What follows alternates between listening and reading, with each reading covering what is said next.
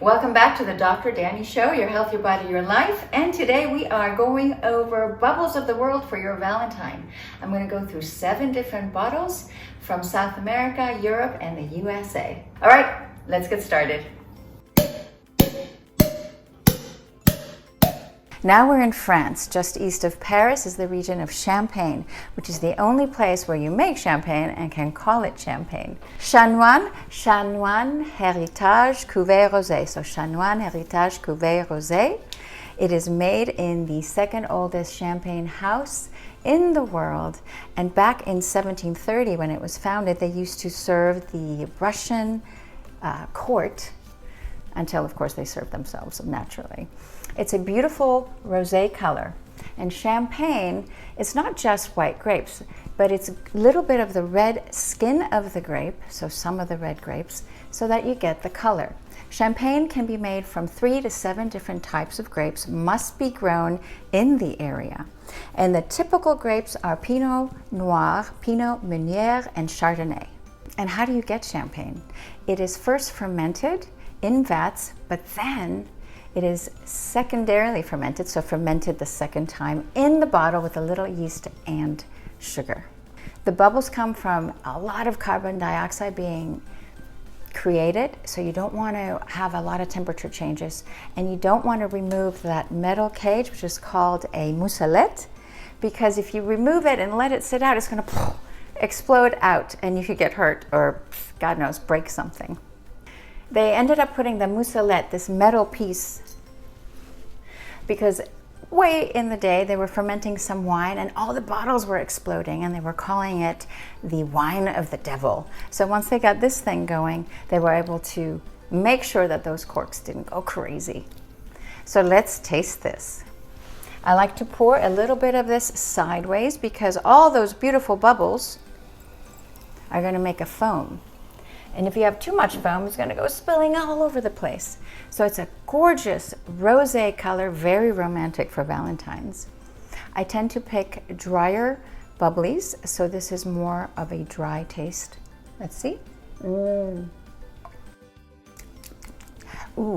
there is no sweet residual taste.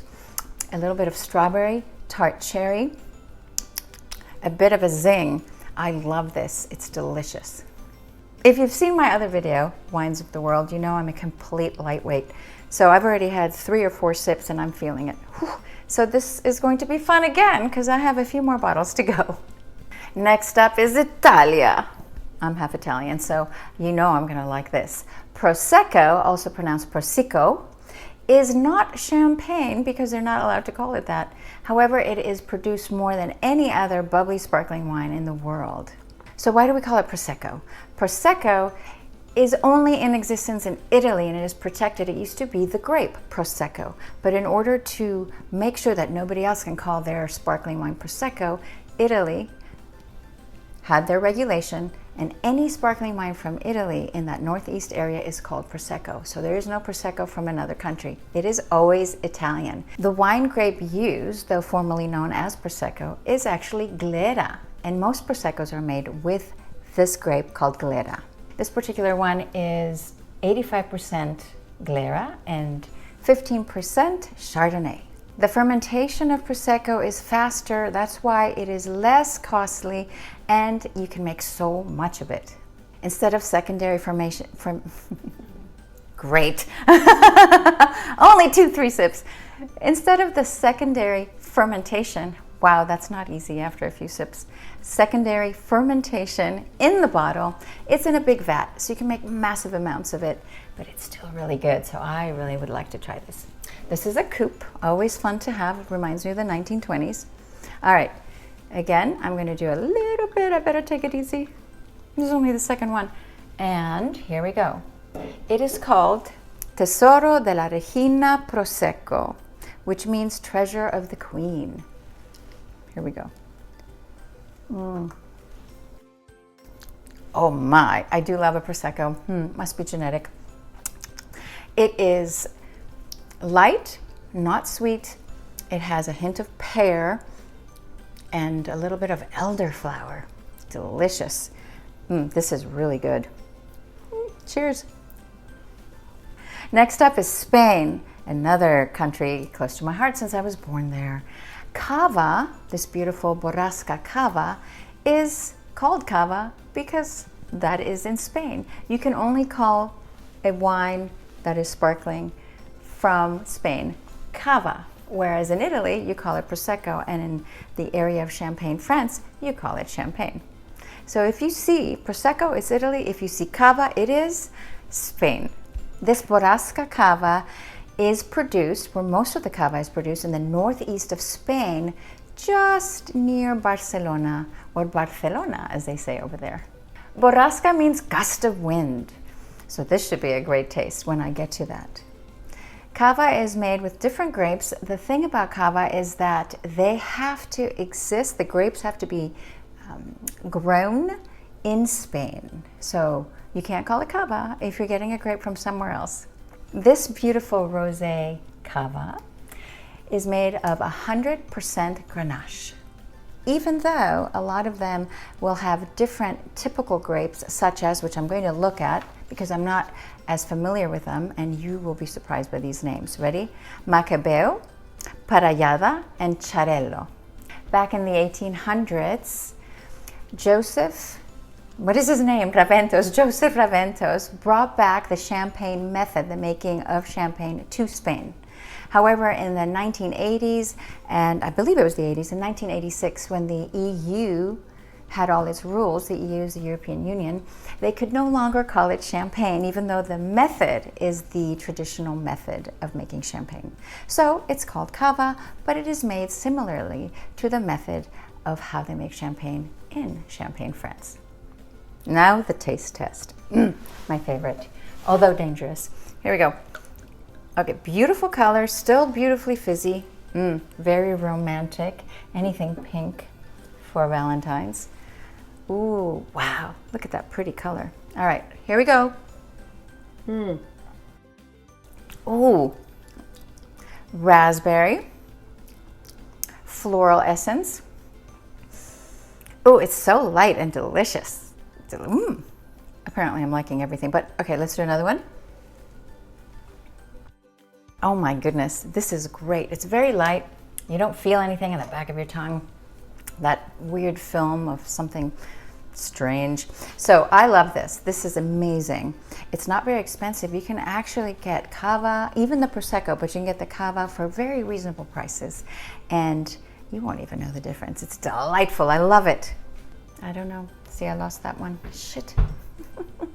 Can we just, oh God. Not 5 times. Oh God, Ulrich Langguth Riesling Sekt.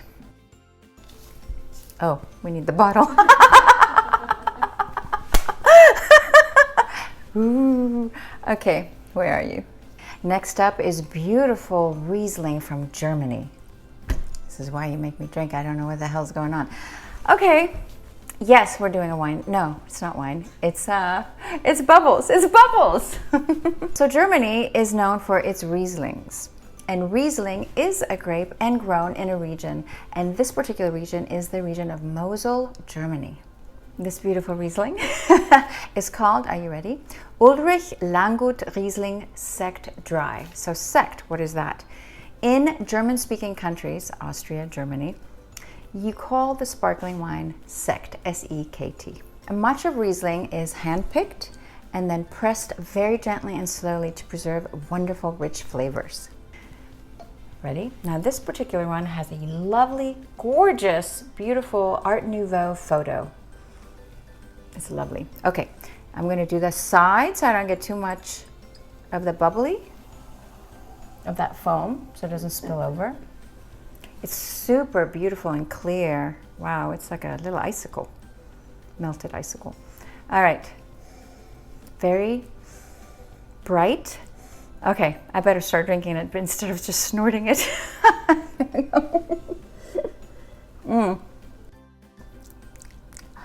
Wow, it's very elegant. It's got a little hint of citrus, very mild, and a teeny weeny bit of sweetness at the very, very end, in the back over here. Unlike with the Prosecco and Cava, this has a little hint of sweetness because the Riesling grape, the Riesling...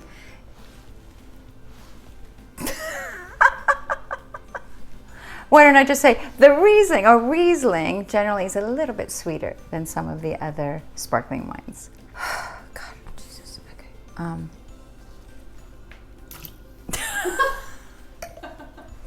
God help me. Next up is the United States, and can you believe New Mexico has sparkling wine? This beautiful Jacqueline Leonne Brut uses the champagne method because she is actually in France while her counterparts and her siblings are in New Mexico producing this beautiful, amazing Brut. So now I'm going to try this beautiful Brut. All right, here we go. Aha. And my beautiful coupe. Smells light. And here we go. Look at all these bubbles. I love bubbles. It's very light and crisp.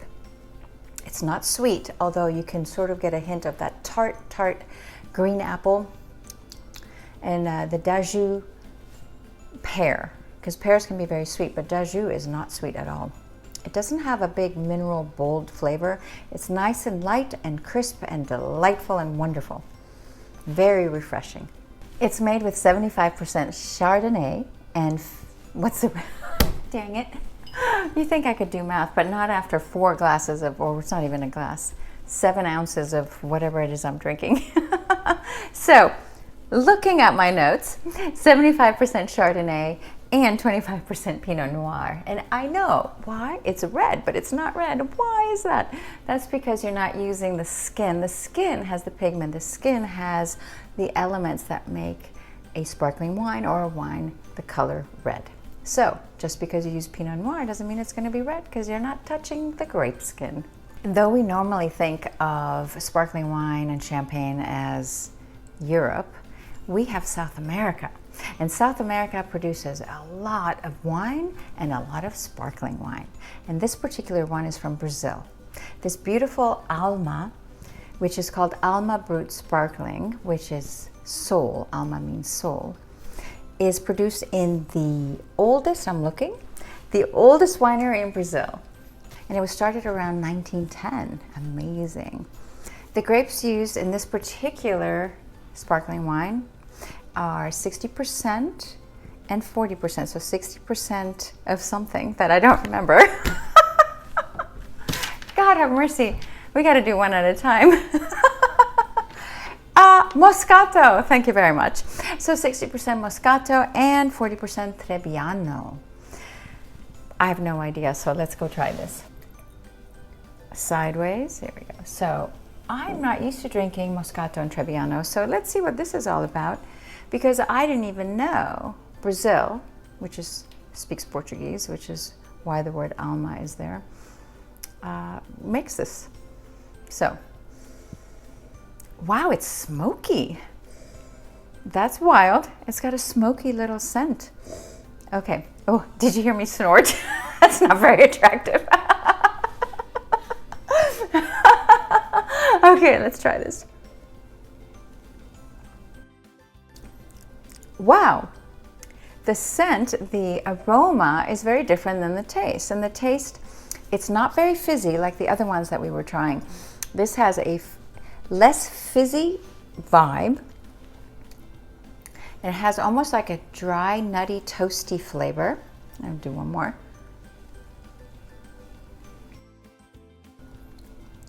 And it's very, very light. Nothing sits heavily on the tongue. Wow, this is quite unique. So dry, toasty, tiny hint of sweetness, but it's at the tip of the tongue, not at the back. Wow, this is quite interesting. You want to make sure that this is nice and cold though. So it smells bizarrely smoky, but it tastes nutty and toasty. There you go, Brazil rocks it, baby. Now we are in Argentina, beautiful area of South America, and this amazing Moscato Vineyard La Mascota Brut Rosé. So again, it's Mascota Vineyards La Mascota Brut Rosé. This beautiful vineyard was started in 1891. incredible history over there. So I'm going to read you this wonderful thing. I went to Total Wines. They have everything, and this wonderful man was showing me all these incredible wines. You can get them online or Total Wines or anywhere. And this is the description for this incredible Mascota vineyard. Wines of Mascota vineyards were created to honor the founders of Bodega Santa Ana, reading in German now, Winery, yeah. The winery was founded in 1891 by Luis Tirasso, Italian immigrant. So remember the Italians, they're really cool with Prosecco, right? And he brought this tradition over to Argentina. So we're going to show you a map of the area in Argentina. It's the Mendoza area with lots and lots of wine is being made there. So amazingly, 100% of this is made with Pinot Noir. And even though it's Pinot Noir, it's not a bright red. It's a hint of pink. And I'm ready to taste it. So here we go. Definitely smells like a sparkling wine. A scent, the aroma is slightly sweet, but let's see if it tastes. Let's see if it tastes sweet. Oh my, here we go. Not at all. Wow. I am shocked. I had no idea they were even making this. Wow. Let me see. Let's see. Wow. A little bit of, and these are all the tart fruits. It's not fruity and sweet, but it has a hint of the tartest fruit that you can think of. You're like a sour cherry or a very, very unripe pear. And it sort of bubbles up in the palate of your mouth and tingles on the tip of your tongue. Wow, this is really surprising. Actually, it's quite amazing. I thought this was going to be like the worst one. Shh. Because I'd never heard of it. I am so sorry. That is so rude. You know, we have these thoughts, and we're so spoiled that the only place to have really good sparkling wine is in Europe and France and Italy. But you know what? You get to be proven wrong because you get to try things from other parts of the world and they know what is going on. And I'm going to serve this. I'm going to serve this tonight. Making a delicious dinner. Friends are coming over and we're going to drink all of the rest of these because I certainly can't. And I bet you they're going to be shocked and really excited with this La Moscata. Thank you so much for joining me in Bubbles of the World. My goodness. Seriously, after trying these 7 beautiful bottles, I can't even say it. So, Bubbles of the World for your Valentine. So if you try some of these beautiful, delectable, delicious sparkling wines, please let me know. Leave your comments below. If you enjoyed today's video, hit like. If you'd like to see more, hit subscribe. Yes, I don't know what the hell's going on. I don't know what just happened.